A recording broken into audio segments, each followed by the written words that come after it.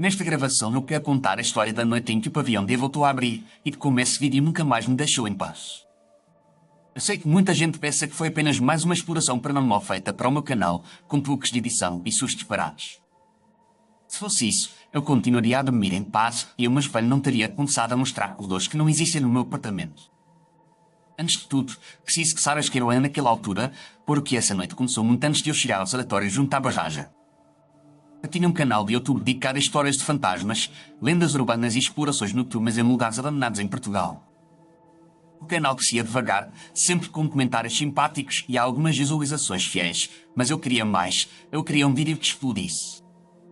Eu dizia a mim mesmo que era pelo canal, pelo projeto, pela paixão, mas a verdade é que eu queria ser visto, queria ser ouvido, queria ser lembrado. Antes tarde fome por atenção que o e-blog chegou ao meu correio. Era um envelope pardo, sem remetente, sem selo especial, apenas o meu nome escrito a caneta com uma letra firme e antiga. Dentro do envelope havia uma chave fujada, pesada, fria e uma fotografia pequena de um edifício de pedra com janelas altas e escuras. No verso da fotografia, uma única frase escrita a lápis dizia que eu devia abrir o que nunca deveria ter sido fechado. Eu ainda me lembro da sensação de arrepio quando li essas palavras, não por medo de fantasmas, mas porque senti que alguém me conhecia bem demais. Quem quer que fosse, sabia que eu não resistiria a um convite desses. Nessa noite liria a Amélia, a única pessoa que eu realmente considerava uma amiga e parceira no canal. Amélia, recebi hoje algo que precisas de ver. É sério, desta vez pode ser mesmo grande. Tu dizes sempre que alguém te manda uma foto de uma casa venha, mas conta, o que é tão especial agora? Uma chave, uma foto de um hospital tipo ao lado de uma barragem e uma frase a dizer para abrir o que nunca devia ter sido aberto. Um hospital ao lado de uma barragem? Isso será imediatamente a tragédia escondida. Manda logo a foto, eu quero ver. Eu enviei a fotografia pelo telemóvel e esperei em silêncio, ouvindo apenas a minha respiração acelerada do outro lado da linha. O edifício parece um sanatório antigo, provavelmente psiquiátrico, e estas paredes grossas são típicas de estruturas próximas de barragens. Eu vou pesquisar, dá-me uns minutos, não faças mais planos sem sabermos onde estás a meter. Amélia estudava psicologia e tinha um fascínio sombrio pela história da psiquiatria, pelo modo como os doentes tinham sido tratados como coisas durante décadas. Passar algum tempo ele voltou a ligar, com outra entoação da voz, mais baixa, mais séria. Encontrei qualquer coisa. O lugar chama-se Sanatório de Santa Luzia. Foi instalado no início da década de 70, quando a barragem ao lado ficou pronta. Há referências vagas a um incidente com água e a um pavilhão que foi selado, mas os documentos oficiais são muito cegos, quase frios demais. Um pavilhão selado, isso combina com a chave, parece perfeito para uma live de exploração. Imagina o pito. Tu não pensas em outra coisa, não é? Já estás a ver a miniatura e os comentários a explodir. Se fizermos isto bem, pode ser o vídeo que finalmente leva o canal para outro nível. Podes até usar isto na tua tese sobre trauma e memória.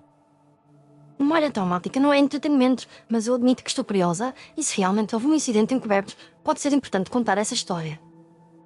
Naquele momento, eu ouvi o que ela disse, mas apenas a parte que me convenia, a parte em que ela concordava em ir comigo.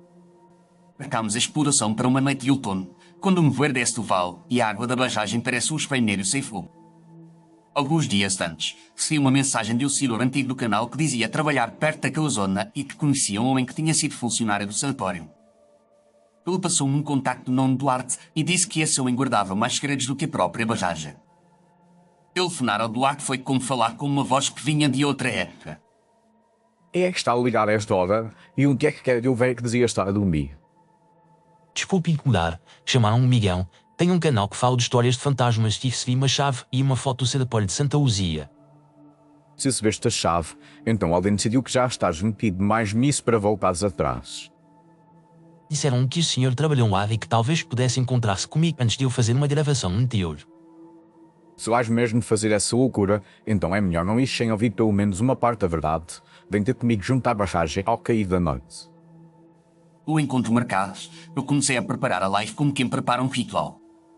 Testei câmaras, verifiquei baterias, programei a ligação de dados, fiz planos para ler comentários em tempo real enquanto caminhava pelas sombras. Na noite marcada, o céu estava coberto e eu cheirava a terra molhada, mesmo sem chover. Eu conduzia até ao interior, com a estrada a serpentear pelos montes silenciosos, enquanto a água do lago escuro da barragem se estendia ao nosso lado como uma mancha de tinta parada. Tu estás mais calado do que normal, não vais fazer aquele discurso de introdução ensaiado durante o caminho. Estou a poupar a voz para lá e quero que a primeira frase que eu diga hoje seja perfeita. Aceita para o algoritmo ou aceita para ti? Se o algoritmo gostar, eu fico mais perto de poder viver disto, por isso as duas coisas acabam por se misturar. De pé se indicava uma pequena estrada secundária de terra batida que se afastava da barragem e subia em direção a um conjunto de árvores escuras. No meio da penumbra, vimos um pequeno abrigo de madeira e um homem de casaco grosso encostado a uma cerca, com um cigarro aceso na mão. Chegaram na hora certa, antes que nevoeitasse tudo. Eu sou Duarte, e tu deves ser o rapaz das histórias de fantasmas. Sou eu, e esta é a Amélia. Ela ajuda-me com as pesquisas e com a parte mais séria dos vídeos. Boa noite, obrigado por nos receber aqui. Sabemos que é um sítio sensível. Sensível é uma palavra bonita para um lugar onde tanta gente entrou para nunca mais sair, mas é verdade que agora são só paredes vazias. Pelo menos para quem não sabe ouvir. Duarte olhou para a minha mão, onde eu segurava a chave enfujada, e as folhas no rosto dele pareceram aprofundir-se. Essa chave devia estar perdida há muitos anos. Eu lembro-me bem dela, porque uma noite eu devia tê-la usado e não tive coragem. O senhor que me enviou a chave e a fotografia. Se eu tivesse essa capacidade, talvez tivesse feito isso há muito tempo, mas não fui eu. Eu apenas recebi a notícia de que a chave tinha encontrado um novo dono. Eu não percebi bem o que ele queria dizer, mas não insisti, com o receio de ouvir uma resposta que não me deixaria ligar a câmara com a mesma leveza. Escuta bem, lá embaixo é um pavilhão trancado. Chamavam-me pavilhão D e foi o único que nunca voltou a ser aberto depois do incidente com a água. Incidente foi esse. Encontrei referências vagas, mas nada concreto. Apenas menções a uma inundação parcial. Naquela noite, fizeram testes com as comportas da barragem, a água subiu mais do que devia e o piso subterrâneo começou a encher-se. Havia doentes trancados lá embaixo, gente que nunca devia ter sido deixada ali. A enfermeira responsável tentava tirar-os da cama, batia à porta, gritava para abrirem, mas a ordem que recebemos foi para manter tudo selado para não estragar o investimento e para não gerar escândalo. Eu fiquei com esta chave na mão e ouvi os gritos ficarem cada vez mais grandes, até que só restou o som da água e a saírem da barragem. Ele apontou com o queixo para a chave que eu tinha trazido, e naquele momento eu senti o seu peso de outra forma, como se carregasse vozes secas. Se entrarem no pavilhão D, fechem a porta bem fechada, não deixem qualquer fresta, porque o que foi deixado preso lá dentro aprendeu, finalmente, a sair pela mínima abertura. E lembra-te uma coisa, rapaz, uma vez que abres uma porta assim, não é só o que está lá dentro que vem para fora, tu também ficas bem preso no lado de lá. O meu trabalho é mostrar o que os outros não querem ver, se é uma história enterrada ali, talvez seja a altura certa para a contar. E se em vez de contarmos, apenas a repetirmos, sem compreender, e se estivermos a transformar sofrimento real em espetáculo? Vocês é que sabem, eu já fiz a minha escolha há muitos anos e vivo com ela, agora resta-me avisar e entregar a chave ao próximo tolo ou ao próximo corajoso. Peguei na chave, desta vez com a sensação de que ela estava mais fria, e despedi-me do Duarte com um aperto de mão que parecia um consentimento e uma absolvição ao mesmo tempo. Caminhamos pelo café estreito até vemos a silhueta do sanatório recordada contra o céu escuro, um oco de pedra cinzenta com janelas negras como órbitas vazias. Dentro do carro, antes de sairmos, eu abri a aplicação do YouTube e preparei a transmissão em direto com o título que eu sabia que chamaria imediatamente a atenção. Ah pronto, o Pipo vai ser exploração ao vivo do sanatório junto à barragem e à Mercúrio do Parião Proibido.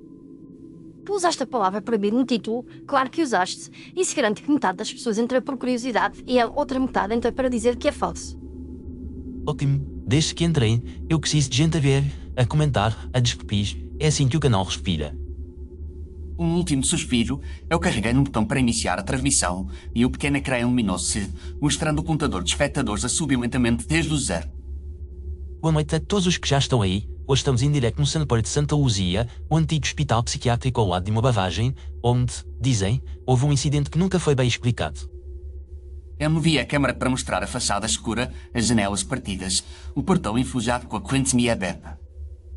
Ao meu lado está a Amélia, que é psicóloga e que nos vai ajudar a perceber melhor o que se passava entre estas paredes. Boa noite a todos. Este lugar tem uma história pesada e não é apenas o cenário, por isso convém lembrarmos que houve pessoas reais aqui com 2 reais. No chat, as primeiras mensagens começaram a aparecer, algumas a dizer boa noite, outras a fazer piadas, outras ainda a pedir já um susto rápido antes de avançarmos. Ali algumas em voz alta, rindo um pouco, tentando manter o equilíbrio entre o espetáculo e o respeito pelo cenário. Veja aqui alguém a perguntar se eu acredito mesmo em fantasmas. A resposta é que eu acredito em coisas que ficam, quando não são devidamente reconhecidas. Empurrei o portão que gemeu como se protestasse e começámos a subir as escadas cobertas de folhas secas e gestos de vinho. O interior cheirava a umidade antiga, a produto de limpeza ressequido, a papel podre e a algo mais leve e doce que eu não identifiquei logo. Este cheiro lembra-me de tanto antigo. É como se o hospital ainda estivesse preso a uma rotina que acabou há muito tempo. Apontando a luz da lanterna, eu mostrei as paredes descascadas, os azulejos manchados, as portas entreabertas que davam para quartos vazios com camas enferrujadas. Já vi acendia-se cada vez que eu deixava a câmara pousar mais tempo numa sombra ou numa porta escura. A certa altura, passámos por um dente espanhoval peneirado numa parede do corredor principal, rachado em múltiplos eixos que fragmentaram o nosso reflexo. Olhem só este espelho, isto já viu muita coisa, não faz sentido ainda estar aqui inteiro. Tenho não estar, mas continua a funcionar. E às vezes é nos espelhos instalados que as coisas mais difíceis aparecem. Eu aproximei a câmara do espelho e, por um segundo, tive a sensação estranha de que o flex não acompanhava exatamente o meu movimento. No chat, alguém escreveu que havia uma terceira pessoa fúlpida atrás de nós, mas eu não vi ninguém nesse momento. Continuei a andar, tentando não me fixar demasiado em detalhes que o meu cérebro podia estar a exagerar por causa da adrenalina e da expectativa. Descemos uma escadaria para o piso inferior, onde o ar ficou mais frio e mais pesado e o som de passos se espalharam no ecopasso. Os registros que eu encontrei falam de um piso subcutâneo usado para pacientes mais difíceis, isolamento, tratamentos experimentais, tudo o que pior se fazia na altura. No final do corredor havia uma porta de metal com um letreiro torto que dizia arquivo, e eu senti imediatamente que ali podíamos encontrar algo que desse contexto para o live. Vamos ver se encontramos algum documento que explique o tal incidente com a água, talvez até fichas de pacientes, algo que tenha sido esquecido aqui. A porta estava destrancada e abria-se com um fangido curto, revelando prateleiras cheias de caixas de cartão deformadas pela umidade. Entramos, e o cheiro a papel molhado misturado com poeira levantada fez-me tossir, enquanto a lanterna desenhava retângulos de luz em etiquetas amarelecidas. Que é nomes, datas, diagnósticos, são fichas clínicas, mas também relatórios. Se tivermos sorte, talvez cartas ou diários. Anélia puxou uma caixa para a mesa de madeira e começou a folhear os papéis com cuidado, enquanto a câmara acompanhava o movimento das suas mãos. A ler lendo frases soltas sobre internações forçadas, choques, tratamentos com água fria, isolamento prolongado e o chá que reagia com indignação e espanto. No fundo de uma gaveta metálica enferrujada, encontrei um caderno de capa azul, ondulado e deformado como se estivesse secado depois de ficar submerso. Amélia, olha para isto, parece um diário, está cheio de manchas de água, mas algumas páginas ainda podem ser lidas. Deixa ver, a letra é diferente da letra dos relatórios. Mais redonda, mais pessoal. Aqui no início está assinado com o primeiro nome, Helena. O chat encheu-se de mensagens a pedir que lêssemos em voz alta o que estivesse legível, e eu aproximei a câmara do caderno, enquanto Amélia lia algumas linhas com cuidado. Eu falo dos pacientes com pessoas com medos específicos, como memórias. Aqui ela escreve que prometeu a duas crianças que nunca deixaria que a água passasse da porta delas. Mais à frente ela menciona que a direção recebeu uma ordem para colaborar com um teste de segurança da barragem e que isso a está a deixar inquieta. Algumas frases estavam totalmente bovadas, como se precisamente as partes mais comprometedoras tivessem desaparecido na água. Enquanto eu lia, eu comecei a notar algo estranho no chat, uma conta com um nome antigo e fora de moda repetia a mesma sentença em linhas diferentes. A mensagem dizia que a água não respeita promessas e que a porta não foi aberta a tempo.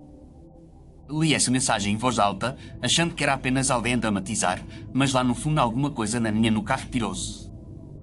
Alguém aqui no chat está a escrever que a porta não foi aberta a tempo. Parece que Helena não conseguiu cumprir a promessa. Será mais um mito, ou haverá verdade nisso?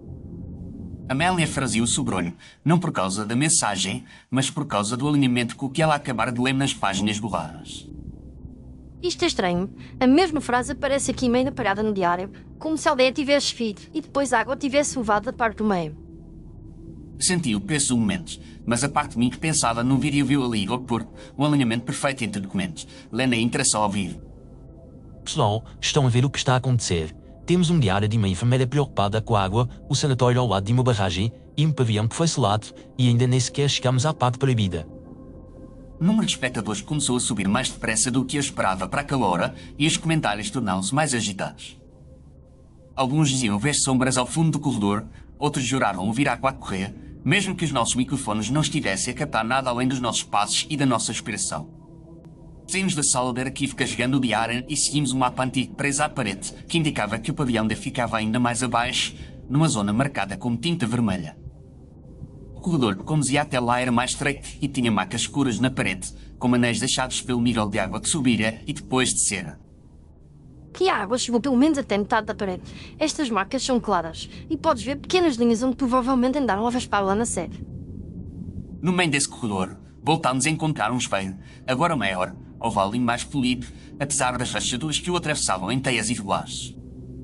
Aqui está mais um espelho. Num corredor onde claramente a água passou, é quase poético, o reflexo pendurado num lugar onde tudo foi agitado. Aproximei à câmara e desta vez eu vi algo que não consegui explicar imediatamente. No reflexo, via-se a minha frente, a de Amélia atrás, entre nós, uma terceira sombra clara, como uma pessoa de bata branca com o rosto desfocado. Pisquei os olhos e a figura desapareceu, mas o chat explodiu com comentários a dizer que havia mais alguém connosco. Algumas pessoas enviaram doações com mensagens a pedir que voltássemos ao espelho, outras escreveram que aquele lugar não queria ser filmado. Vocês estão a ver coisas a mais, ou então eu estou a ver de menos, mas admito que este espelho tem qualquer coisa que não bate certo. Tu sabes tão bem quanto eu que a nossa percepção é falível, mas há coincidências a mais, e este corredor em particular parece guardar algo que não foi embora com a água. Enquanto discutíamos ao microfone, o meu telemóvel vibrou com uma chamada de número desconhecido e eu reconheci a voz do Duarte assim que atendi. Rapaz, eu estou a ver um live aqui de cima no meu telemóvel e vocês já disseram demais. O relógio do painel da barragem não estava a ter bem com o que eu estou a ver na transmissão. O que quer dizer com isso? Estamos apenas a sair o mapa, ainda nem abrimos o pavilhão D. Estão aí embaixo na mesma hora em que tudo correu mal aquela noite e até estes marcados para hoje, devia ser mais tarde, mas estou a adiantar as coisas, a água vai voltar a subir. Eu não devia ter deixado vocês descerem, mas agora não posso simplesmente ir aí buscar-vos. A ordem é clara, não se sentam no piso subcânico durante manobras na barragem. Senti a garganta secar-se ao ouvir que a água poderia estar prestes a voltar a subir, mesmo que só alguns centímetros, e lembrei-me da chave na minha mão. Houve uma coisa, se fores mesmo abrir a porta do pavilhão D, faz isso depressa e não fiques lá dentro, e por tudo o que ainda resta de bom, fecha bem a maldita porta. Se eu não abrir, a história fica sepultada outra vez e talvez esta seja a última oportunidade de mostrar o que aconteceu. Uma história entrada não deixa de existir só porque não é filmada, mas uma vez que após no ecrã de toda a gente, não como voltar a entrá-la. A chamada caiu, seja por falha de sinal, seja por outra interferência que eu não quis admitir na altura. À frente, uma porta de metal espessa marcava claramente a entrada do pavilhão D, com um cadeado antigo pendurado, já meio ruído. Pessoal, é agora, chegamos ao pavilhão D, o lugar que foi selado depois do incidente com a água. Se querem que eu abra esta porta em direto, façam-se ouvir-me no chat. O número de mensagens disparou. O contador de espectadores subiu subitamente, como se centenas de pessoas tivessem entrado ao mesmo tempo, o que não fazia muito sentido para um canal pelo tamanho do meu. Comentários surgiam a pedir que eu abrisse, outros a gritar para eu sair dali, alguns apenas repetiam a palavra abra, outra vez e outra vez. Isto está a ficar exagerado. Parece que alguém está a inflacionar os números, ou alguém está a puxar fios que não vemos. É isso que torna esta live inesquecível, não é? O facto parece que não somos os únicos a querer que esta porta se abra. Entrei na chave enferrujada com a mão que tremia ligeiramente, mais por excitação do que por medo. Pelo menos eu acreditava nisso. Introduzi a chave na fechadura e senti uma resistência estranha, como se a própria fuga voltasse a ceder à minha vontade. Com um esforço, a chave rodou e o som metálico ecoou pelo corredor, um som seco de algo que solta depois de muito tempo preso. Encoei a porta, que se abriu com um gemido profundo, revelando um espaço escuro, onde o ar tinha uma qualidade diferente, mais denso, como se estivesse parado há décadas. O cheiro aqui é diferente, não é só umidade. Há algo aqui que foi selado com intenção. Dentro do pavilhão D, a luz da lanterna revelou camas de contenção com correias gastas, brinquedos enferrujados amontoados num canto e um damp relógio redondo na parede, parado numa hora exata. Apontei a câmara para o relógio e o chat deixa-se mensagens a perguntar se aquela não seria a hora exata do incidente. Eu não sabia, mas a ideia agradou-me, porque dava uma narrativa clara, um ponto de ligação entre o passado e o presente. Vejam este relógio, parado como se o tempo tivesse congelado no momento em que a água entrou por estas paredes. Neste momento, comecei a notar que o áudio do meu próprio telemóvel sofria pequenos talos, como se outra voz tentasse atravessar a ligação. Já começou a encher-se com mensagens que pareciam não vir de contas normais, nomes antigos, datas de nascimento absurdas, como se o sistema tivesse sido alimentado com registros clínicos. Algumas dessas mensagens diziam que ainda havia gente lá dentro, que as camas não estavam vazias, que nós é que não sabíamos olhar para o sítio certo. Olhei para a cama mais próxima e, por um instante, tive a impressão de ver marcas de mãos no metal, como se dedos molhados tivessem sido arrastados ali. Miguel, o chat está a ficar estranho. Há mensagens repetidas com nomes que eu vi nas fichas lá atrás. Isto não é apenas gente a brincar. Talvez alguém esteja a ver a live e a escrever a partir de informação que encontrou no outro lado. No público, é criativo. Ou talvez a própria gravação esteja a ser usada como canal Pro, precisa de ser ouvido. As palavras dele fizeram eco com uma frase do diário de Helena, onde ela escrevia que ninguém queria ouvir os doentes, apenas observar reações e anotar números. De repente, o relógio na parede fez um clique seco e o ponteiro dos segundos moveu-se uma posição, embora o mecanismo parecesse morto há décadas. O chat explodiu de novo com mensagens a dizer que o relógio se movera, alguns afirmando que o viram andar para trás, outros jurando que se limitou a tremer. A câmara deu um pequeno salto de imagem, uma espécie de corte impossível numa transmissão contínua, e por um segundo a sala pareceu estar cheia de camas ocupadas por silhuetas imóveis. Quando a imagem estabilizou, as camas estavam outra vez vazias, mas o silêncio ganhou uma nova espessura. Foi nesse momento que ouvi a voz dela com clareza pela primeira vez. Promessas que não se cumprem pesam mais do que água parada, e há portas que se tornam túmulos quando a audiência fala mais alto do que a compaixão. O som não vinha de nenhum ponto específico da sala, parecia sair pelos alto-falantes do meu telemóvel, misturando-se com um ruído estática. Amélia, ouviste isso? Alguém falou? Ou foi apenas interferência? Eu ouvi e a voz soou molhada, como se viesse de um lugar fundo, e as palavras pareciam destinadas a alguém que falhou. O chat encheu-se de mensagens a perguntar que era a mulher a falar. Alguns escreveram que se tratava da enfermeira, outros que era apenas um áudio antigo guardado ali. A mesma voz voltou a surgir, agora um pouco mais firme. Tu que abres a porta, achas que estás a salvar a verdade, ou apenas a usá-la para te salvares a ti próprio?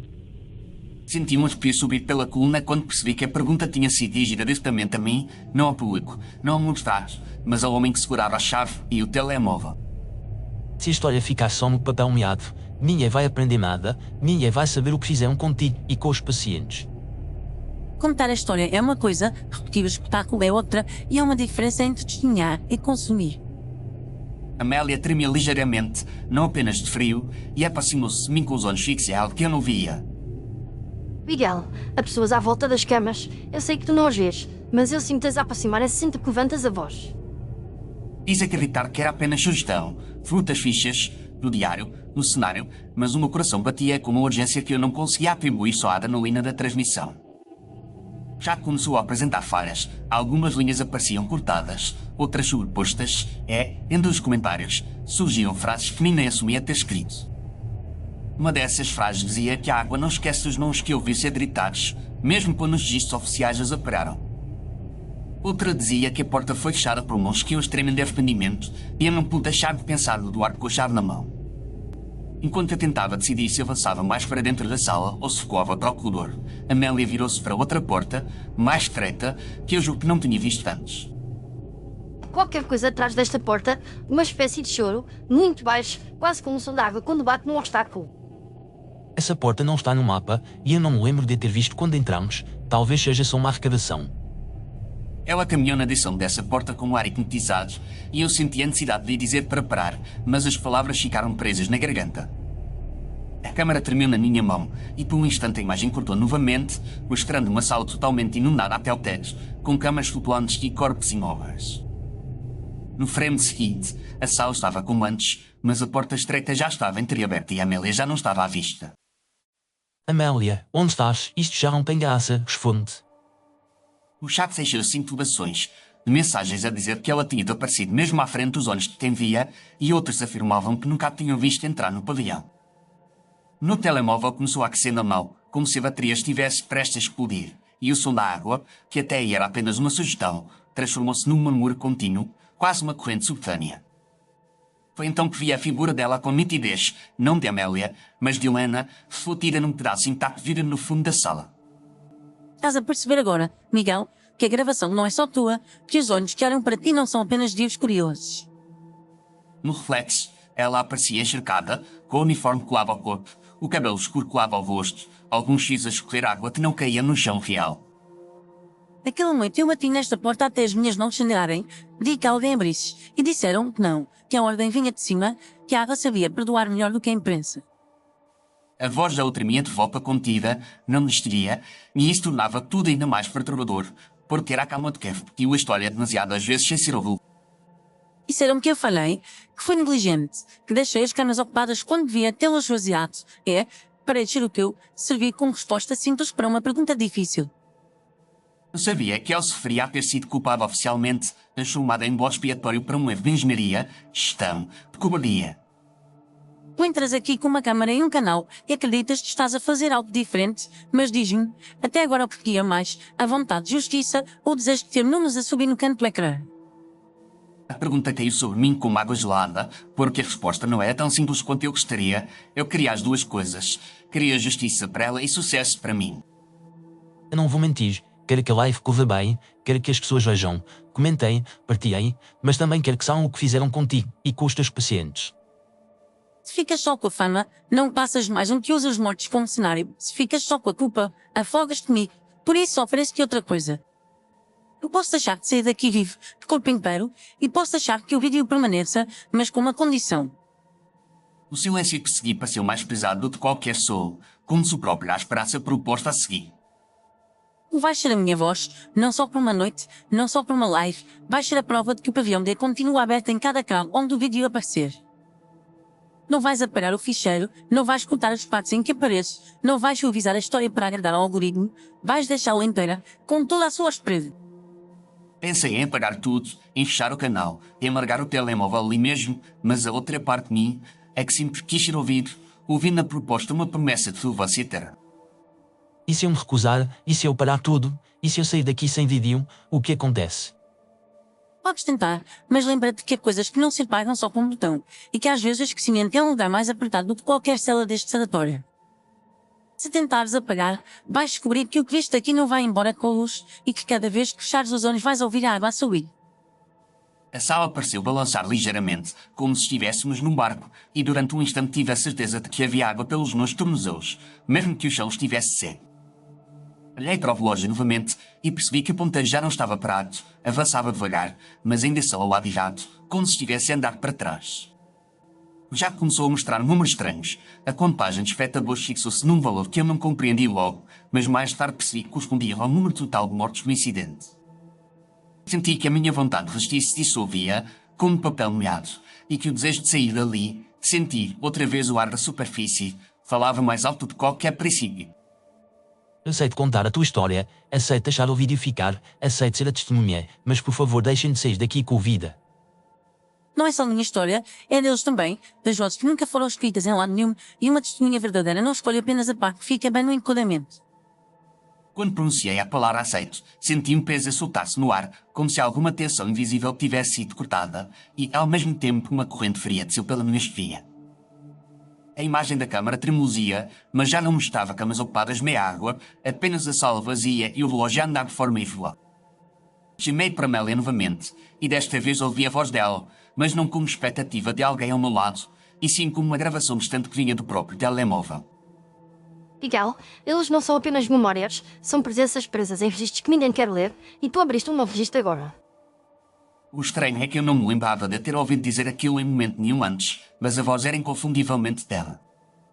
Com as pernas ainda trêmulas, comecei a recuar para fora do pavilhão D, tentando não virar as costas completamente para a sala, e fechei a porta atrás de mim como o empurrão decidiu.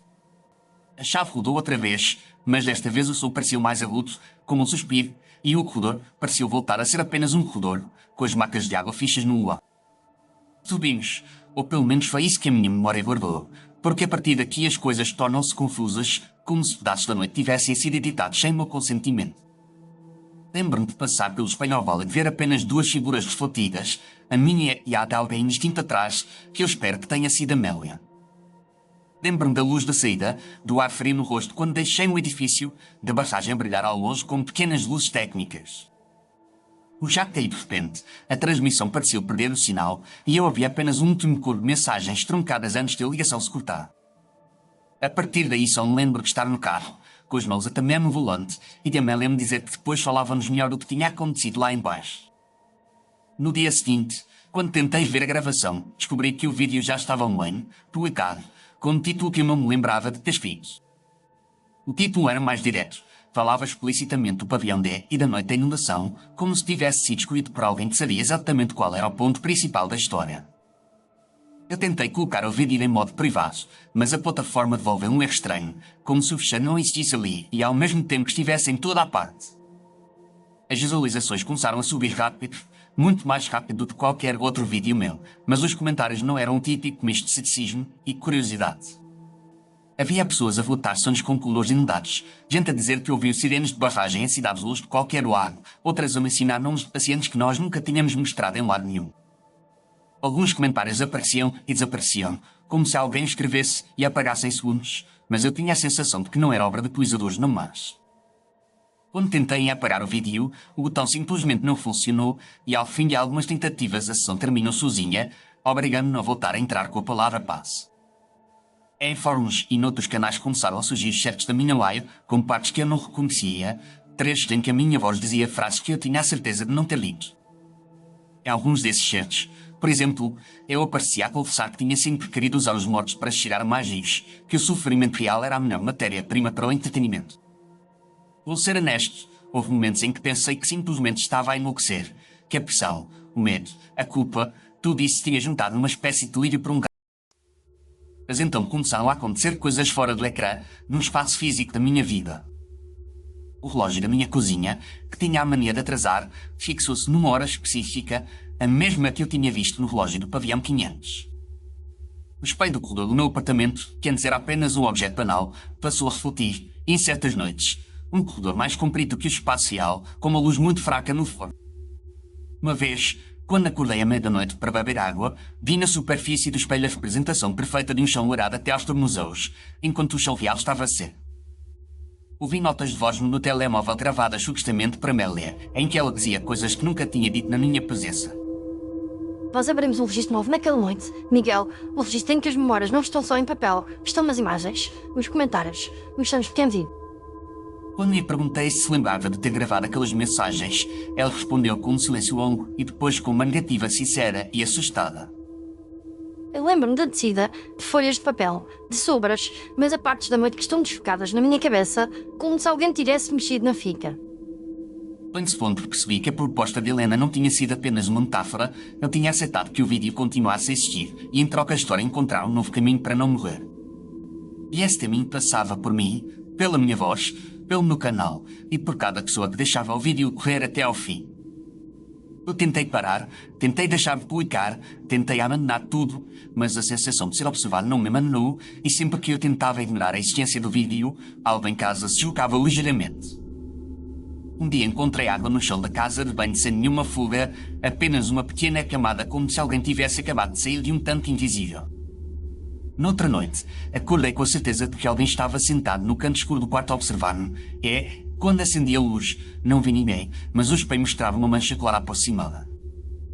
E foi por tudo isto que eu decidi gravar esta confissão, em voz alta, do princípio ao fim, sem cortes, sem tentar embelezar, sem procurar seguidores novos com isto. Eu sei que agora já não se trata só do que aconteceu naquela noite, mas do que continua a acontecer sempre que o vídeo do pavilhão D aparece na lista de recomendações de Aldan. Se estás a ouvir esta história até aqui, provavelmente já viste esse vídeo, ou ele já te foi sugerido pelo algoritmo, ou ainda te vai ser sugerido em breve. Talvez tenhas sentido curiosidade, talvez tenhas dito a ti próprio que estas coisas não passam de montagens, que nada fica daquilo que não é físico.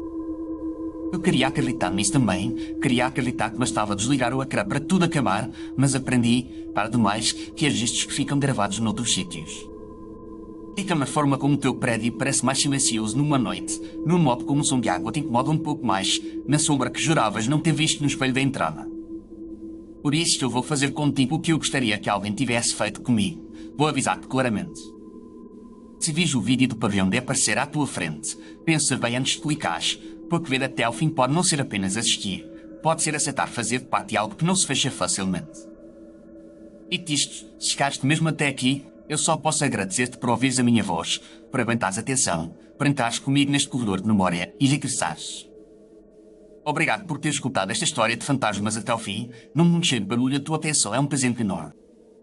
Se esta história te prendeu, se a algum momento sentiste um arrepio ou uma emoção mais funda, deixa o teu gosto neste vídeo, porque isso ajuda muito o canal a continuar. Se ainda não o fizeste, subscreve o canal Histórias de Fantasmas Curtas e ativa as notificações, para não perderes as próximas histórias que eu trouxe do lado mais curto da memória. Eu também vou gostar de saber o que sentiste durante esta narrativa, por isso escreve um comentário a contar se alguma parte ficou mais ou se já estiveste a mudar com um silêncio estranho como este. Se quiseres apoiar ainda mais este trabalho, podes usar o código CARE que aparece no canto inferior direito do vídeo ou seguir o link na descrição para fazer uma doação ao canal. Na descrição também encontras ligações para outras séries completamente diferentes desta, com outros tipos de assombração, outros cenários e outras vozes à tua espera. Despeço-me por agora, agradecendo-te outra vez por caminhar comigo até ao fim deste corredor e espero encontrar-te na próxima história, onde mais um fantasma vai pedir a tua atenção. Até à próxima, dorme bem se conseguires, e se ouvires água a correr onde não devia, lembra-te de fechar sempre muito bem as tuas portas.